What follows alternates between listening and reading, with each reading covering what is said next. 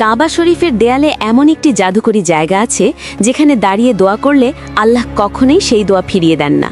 কিন্তু জানেন কি, এক বুদ্ধিমান ব্যক্তি সেখানে দাঁড়িয়ে গাড়ি বাড়ি কিছুই চাননি, বরং এমন এক দোয়া করেছিলেন যা শুনে আপনিও চমকে যাবেন। জায়গাটির নাম মুলতাজাম। কাবার দরজা আর হাজারে আসওয়াদের মাঝখানের এই জায়গাটুকুতে পৌঁছানো যেন এক যুদ্ধ। এক ইমাম সাহেব শত শত মানুষের ধাক্কা সামলে অনেক কষ্টে সেখানে পৌঁছালেন। কিন্তু সমস্যা হলো, চাওয়ার তো অনেক কিছু, অথচ সময় খুবই কম।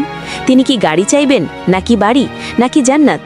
তিনি তখন এক অবিশ্বাস্য বুদ্ধির পরিচয় দিলেন। তিনি নির্দিষ্ট কোনো কিছু না চেয়ে বললেন, হে আল্লাহ, আমি অতীতে যত দোয়া করেছি এবং ভবিষ্যতে যত দোয়া করব, তুমি তার সবগুলো আজ এই মুহূর্তেই কবুল করে নাও। সুবহানাল্লাহ। একেই বলে ঝোপ বুঝে কোপ মারা। এক দোয়াতেই দুনিয়া ও আখেরাতের সব চাওয়া পূরণ। আল্লাহের ভাণ্ডারে কোনো কমতি নেই, শুধু চাওয়ার কায়দাটা জানতে হয়। আল্লাহ আমাদের সবাইকে একবার হলেও মুলতাজামে বুক লাগানোর তৌফিক দিন। মন থেকে আমিন লিখে কমেন্ট করবেন।